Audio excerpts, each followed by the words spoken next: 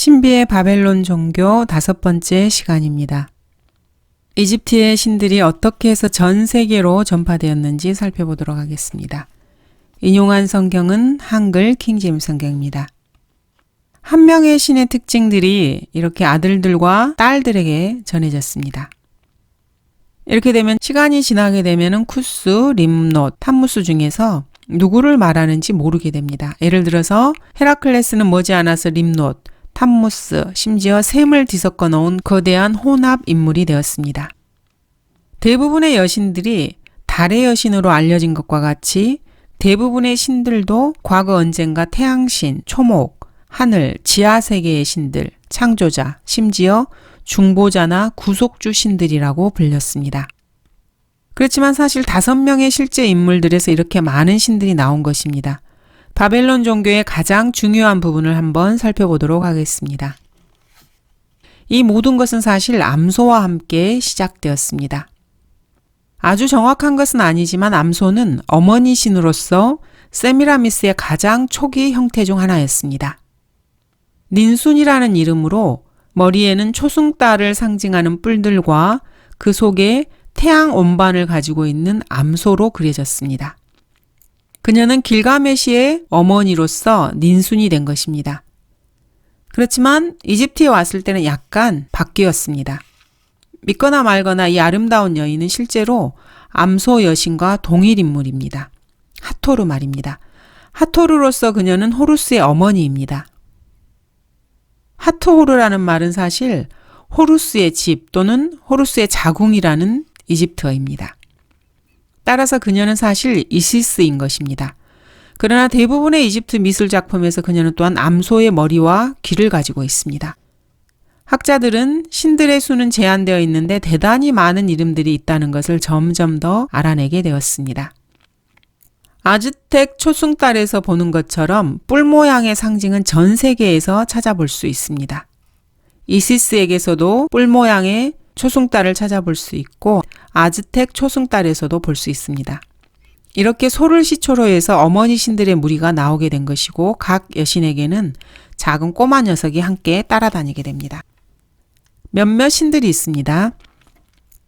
이집트에서는 자신의 아들에게 젖을 먹이는 이시스와 호루스 신이 있고 이집트의 그림에서도 어머니가 아들에게 젖을 먹이는 그런 그림이 있습니다. 심지어 호루스는 젖을 먹기에 좀 나이가 들어 보이는 나이에도 자신의 어머니의 젖을 먹는 그런 그림이 있습니다. 이난나와 아들, 니누르사그와 네수, 이 모두 어머니가 아들에게 젖을 먹이는 모습으로 묘사되고 있습니다. 불교의 마야와 붓다 역시 마찬가지입니다. 그리고 데바키와 크리슈나 역시 마찬가지입니다. 인도에서 보여지는 신들입니다. 그리고 인드라니아와 아이도 어머니에게 아이가 딸려 있습니다. 주노, 즉 헤라와 헤라클레스 역시 마찬가지입니다. 중국에 있는 식무에게도 아들이 딸려 있습니다. 이렇게 어머니가 아들과 함께 있는 신들이 세계 도처에 있습니다. 그러나 사탄에게는 여전히 가장 큰 문제가 하나 남아 있었습니다. 사탄은 말씀 어딘가에 허점이 있을 것이라고 생각했습니다. 사탄의 바벨론 종교는 사실 잘 진행되고 있었습니다. 너무나 잘 진행되고 있었습니다. 일단 인류가 잘못된 생각을 갖게 되자 신들의 수는 토끼가 새끼 낳듯이 불어났고 새로운 신들이 매일매일 만들어졌습니다. 사탄의 세미라미스 음모에 큰 문제를 야기했습니다. 사탄에게는 전략회의가 필요했습니다. 문제의 본질에 한번 초점을 맞춰보도록 하겠습니다. 사탄은 아버지 하나님을 세미라미스로 대체하고 싶어 했습니다. 그리고 아들 하나님을 탐무스로 만들고 싶어 했고 하나님의 아들은 인류를 위한 희생약이 되기 위해서 언젠가 땅으로 내려가야 한다는 것도 알고 있었습니다. 그래서 거기에 대비하고 싶었던 것입니다. 아들 하나님의 희생을 탐무스의 희생으로 대체하고자 했던 것입니다. 사탄이 어떻게 이러한 성경적 사실을 알았을까요? 베드로전서에서는 보배로운 피를 흘리신 그리스도가 흠없는 어린 양이시며 세상의 기초가 놓이기 이전에 미리 정해지셨다고 말씀하고 계십니다. 요한계시록 13장에서는 주 예수에 관해 세상의 기초가 놓인 이래로 죽임당한 어린 양이라고 말씀하고 계십니다. 그러므로 창세기 3장 15절의 예언에 따라서 사탄의 머리를 부수는 것은 보통의 인간으로서는 할 수 없다는 것을 사탄 자신도 알았을 것입니다. 사탄은 하나님의 아들이 그렇게 하실 것이라는 것을 알고 있었습니다. 사탄은 바보가 아니었습니다. 또 위험을 무릅쓸 그런 존재도 아니었습니다. 이것이 그의 최종 목표는 결코 아니었습니다. 하나님의 선지자들 역시 그리스도의 고난에 관해서 계시를 받았습니다. 심지어 천사들조차도 그것을 알고 있었습니다. 다만 그 시간대를 몰랐을 뿐입니다. 사탄이 이러한 사실을 알고 있었다는 것은 자명합니다. 사탄은 자신의 추종자들에게 말했습니다. 자신의 최종 목표가 단순히 인간 희생 제사를 받는 것이 아니라는 것입니다. 빵과 포도주. 뭔가 생각나시는 것이 있습니까? 사탄은 이것을 단순한 빵, 단순한 포도주가 아닌 것으로 만들었습니다. 온 세상이 언젠가 자신을 경배할 것을 알고 있었습니다. 사람들은 사탄이 이렇게 준비한 빵신을 사랑하고 거기에 입맞추고 경배하고 심지어 그것을 위해 죽음을 불사할 것입니다. 알다시피 마귀들은 세상의 모든 조각상들과 우상들과 신들의 형상의 배후 세력입니다. 이렇게 사람들이 사탄이 모조한 빵을 먹으면 어떤 일이 일어날 것 같습니까? 이것을 통해서 사람들을 자신에게 속한 증표로 삼는 것입니다. 우상들에게 제물을 바치는 것은 마귀들에게 바치는 것입니다. 신명기 32장을 보겠습니다. 그들은 이방신들로 주께 질투를 일으켰으며 그들은 가증한 것들로 주께 진노를 일으켰도다. 그들은 하나님께 희생제를 드리지 않고 마귀들에게 하였으니 곧 그들이 알지 못했던 신들에게 했으며 너희 조상들도 두려워하지 않던 새로 생긴 새 신들에게 했느니라. 시편 106편입니다. 그들이 이방의 우상들을 섬겼으니 그것들이 그들에게 덫이 되었도다. 정녕 그들이 자기 아들들과 자기 딸들을 마귀들에게 제물로 바쳐 무죄한 피, 즉 자기 아들들과 자기 딸들의 피를 흘려 가나안의 우상들에게 제물로 바쳤으니 그 땅이 피로 오염되었도다. 고린도전서 10장입니다. 그런즉 내가 무엇을 말하느냐? 우상은 무엇이며 또 우상들에게 바친 제물은 무엇이냐? 그러나 내가 말하노니 이방인들이 제사하는 것은 마귀들에게 하는 것이지 하나님께 하는 것이 아니니라. 나는 너희가 마귀들과 교제하는 자들이 되는 것을 바라지 아니하노라. 너희는 주의 잔과 마귀들의 잔을 함께 마실 수 없으며 너희는 주의 식탁과 마귀들의 식탁에 함께 참여할 수 없느니라. 요한계시록 9장입니다. 그러므로 이러한 재앙으로 죽지 않은 나머지 사람들은 자기들의 손으로 행한 행실을 여전히 회개하지 않고 마귀들과 보지도 듣지도 걷지도 못하는 금, 동, 돌과 나무로 된 우상들에게 경배하기를 그치지 아니하며 이 말씀들을 볼 때 모든 우상, 형상, 어떤 신의 조각상 이면에는 마귀가 있다는 것이 분명합니다. 이렇게 마귀는 빵을 만들어서 빵을 사람들의 신으로 만들었습니다. 그리고 이것은 너의 신과 구주인 오시리스의 살인이라 하면서 사람들에게 신을 먹게 만든 것입니다. 이것이 바로 정확하게 고대 이집트에서 제사장들이 했던 일입니다. 어디서 많이 본 모습이 아닙니까? 이교도들은 빵으로 만든 많은 신들에게 경배했습니다. 빵신 오시리스는 이렇게 매우 중요한 존재였습니다. 성경을 믿지 않는 반기독교적인 인물인 T.W. 도우는 자신의 저서에서 기독교적 신앙과 간습이라 불리는 이교의 기원들에 관해서 수년간에 걸친 자신의 연구에 대한 증거를 제공했습니다. 그는 자신의 책에서 빵신 오시리스를 먹는 일에 대해서 이렇게 기록하고 있습니다. 우리가 보았듯이 고대 이집트인들은 그들의 하나님이요 구주인 오시리스의 부활을 매년 기념했다. 그때 그들은 성체로 그의 죽음을 기념하며 그 신성한 빵, 즉 성찬 빵을 사제가 그것을 신성하게 하여 오시리스의 진짜 살이 되게 한 후 먹었다. 그런 식으로 그들은 그들의 신을 먹었던 것이다. 빵과 포도주는 경배자들이 제물로서 신전에 가져왔다. 에세네파는 불교적 기원을 가지고 이집트에 많은 수가 살았습니다. 그들 사이에는 성찬식이 있었습니다. 그러나 그들 대부분은 절도를 지켰기에 포도주를 빵으로 대체했고 반면에 다른 이들은 빵과 포도주가 혼합된 것을 마셨습니다. 306쪽에서 이렇게 기록하고 있습니다. BC 570년경에 태어난 저명한 그리스 철학자 피타고라스는 이 성찬식을 행했다. 그는 이집트를 방문해서 그곳에서 사제들을 그 모든 신비로운 지식을 전수하도록 유도하면서 그 지식을 이용했다. 그와 그의 추종자들은 고행과 기묘한 식단과 옷 입는 법을 실행했는데 이는 에세네파와 유사했다.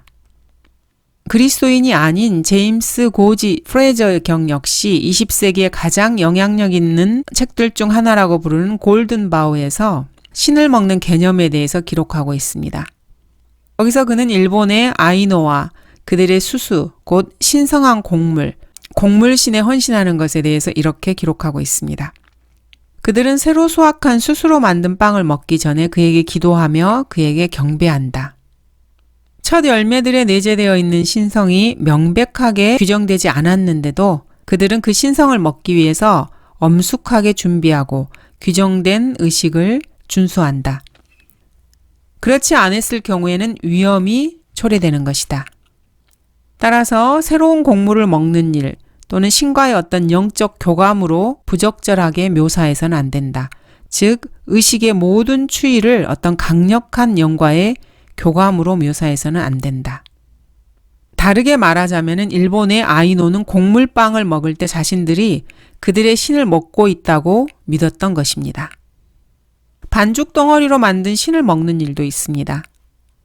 프레저는 스페인인들과 그들의 카톨릭이 멕시코로 오기 수세기 전 아즈텍인들이 수행한 정성들인 의식에 대해서 말하고 있습니다.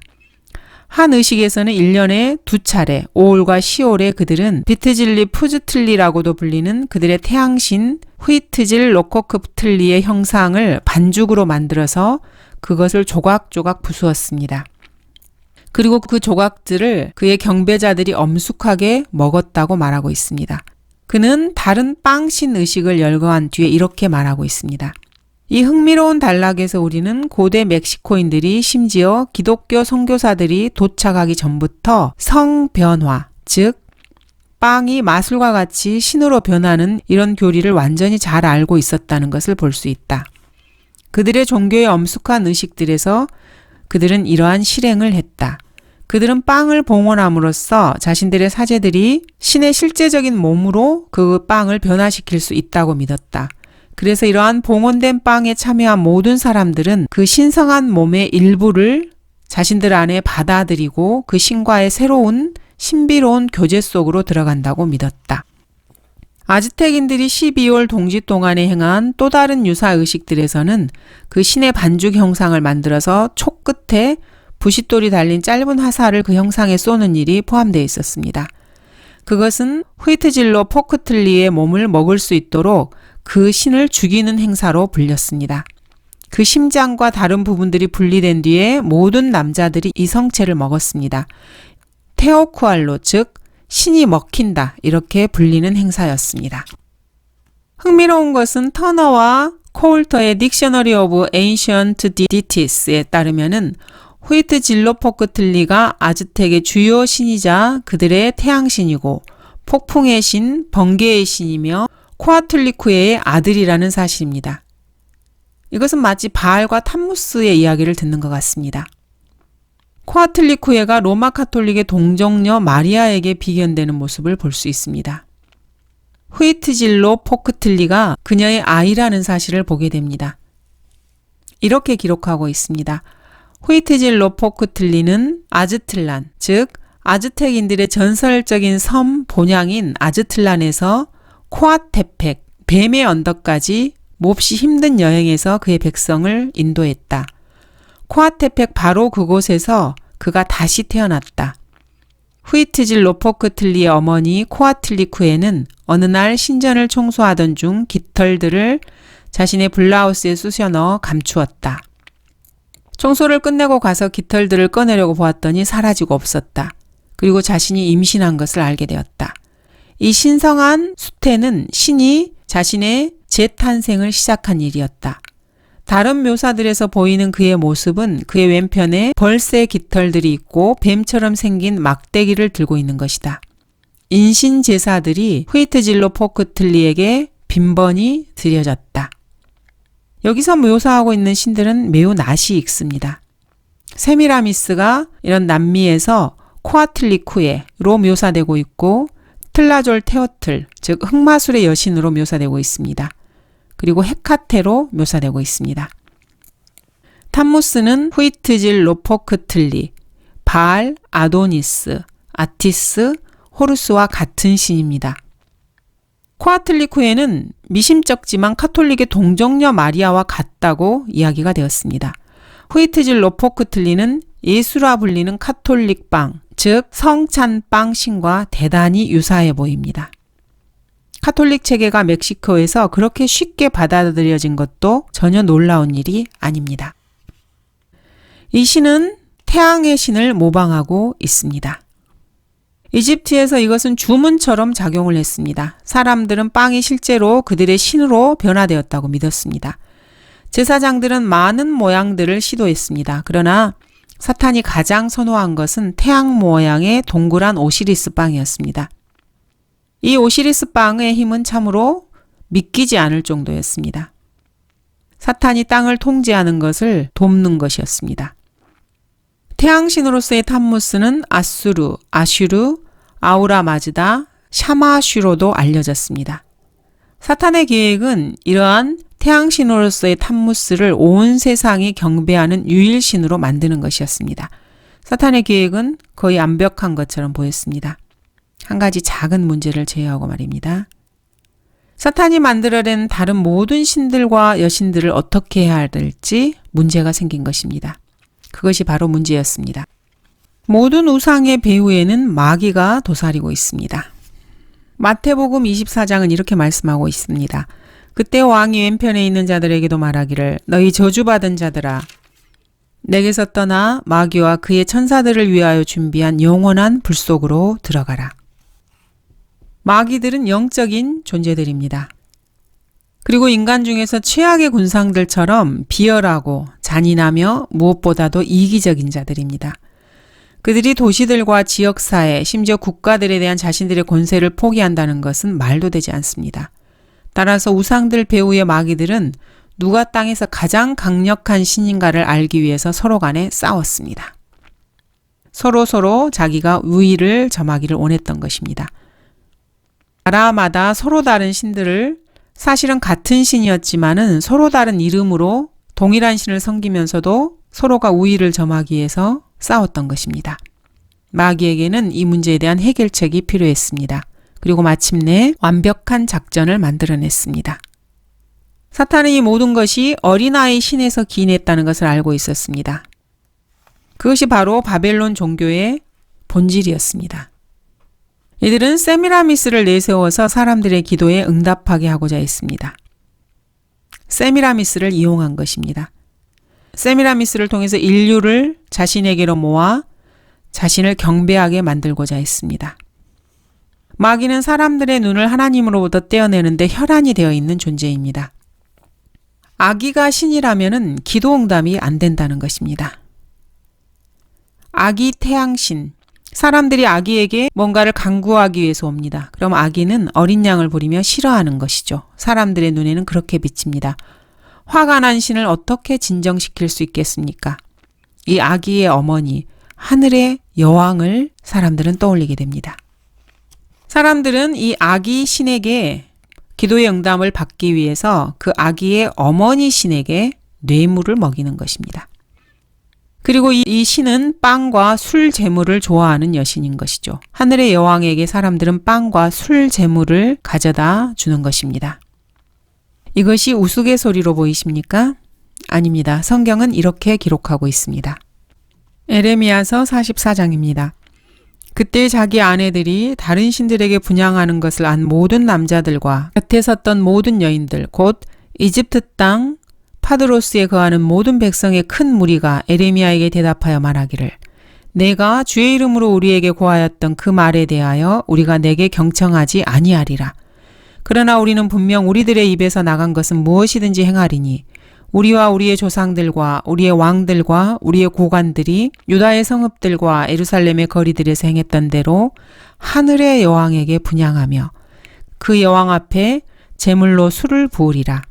이는 우리에게 양식이 풍부하게 있고 우리는 건강하고 아무 재앙도 보지 아니하였으나 우리가 하늘의 여왕에게 분향하고 그 여왕 앞에 제물로 술을 붓던 일을 그만둔 뒤로는 우리에게 모든 것이 부족하고 칼과 기근으로 진멸을 당하였음이니라. 또 우리가 하늘의 여왕에게 분향하고 그 여왕에게 술제물을 부었을 때 우리가 우리의 남자 없이 그녀에게 과자를 만들어 경배하고 술제물을 부었더냐 하더라. 그때 에레미야가 모든 백성 즉 그에게 대답한 남자들과 여자들과 모든 백성에게 일러 말하니라. 너희와 너희 조상들과 너희 왕들과 너희 고관들과 그 땅의 백성들이 유다의 성읍들과 예루살렘의 거리들에서 분향한 향을 주께서 생각지 아니하시며 그들을 기억하지 아니하셨겠느냐. 주께서는 너희가 행한 악과 너희가 범한 가증함으로 인하여 더 이상 참을 수 없으셨으므로 너희 땅이 오늘과 같이 거민이 하나도 없이 황폐와 놀람과 저주거리가 되었느니라. 너희가 분향하고 너희가 주를 대적하여 죄를 짓고 주의 음성에 복종하지 아니하고 그의 율법과 그의 규례들과 증거들대로 행하지 아니하였기 때문에 그런 재앙이 오늘과 같이 너희에게 일어났느니라. 이렇게 하나님께서는 이스라엘이 하늘의 여왕을 경배했기 때문에 그들에게 재앙을 가져오셨는데도 이스라엘 민족은 자신들이 하늘의 여왕에게 분향하는 것을 그쳤기 때문에 자기들에게 재앙이 임했다고 생각했고 그래서 다시 하늘의 여왕에게 술제물을 드리겠다고 말하고 있습니다. 이렇게 하늘의 여왕이 자신의 아들을 즉 버릇없는 꼬마 신을 자신의 품에 안고 좌지우지한다고 사람들은 생각했던 것입니다. 그래서 이렇게 세미라미스에게 실질적인 권세를 준 것입니다. 어린 탐무스 대신에 말입니다. 그래서 실질적으로는 어린 탐무스보다 어머니인 세미라미스가 모든 권세를 갖게 된 것입니다. 자신의 아들을 달래는 어머니의 모습으로 말입니다. 이렇게 엄마의 젖을 먹이면은 아들 탐무스 씨는 진정을 하게 됩니다.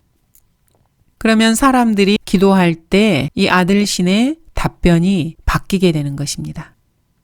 그래서 세미라미스가 이렇게 말하는 것이죠. 내 아들이 너희의 기도에 응답할 것이야. 하지만 조건이 하나 있어. 꼭 나를 거쳐야만 돼. 이렇게 사탄은 세미라미스와 그녀의 애송이 아들 탐무스를 통해서 자신의 새 제국을 건설할 계획이었습니다. 사탄은 세미라미스와 이렇게 작은 빵신의 도움으로 온 세상을 자신의 제단으로 끌고 와서 자신을 경배하게 할 것입니다. 그리고 자신의 여신을 하나님으로 빵 조각을 하나님의 아들로 여기고 사람들이 기도하게 만들 계획이었습니다. 이렇게 사탄은 자신을 하늘에서 내쫓은 하나님의 아들에게 복수를 계획한 것입니다. 그리고 자신의 계획을 이제 실행에 옮길 때가 되었습니다. 감사합니다.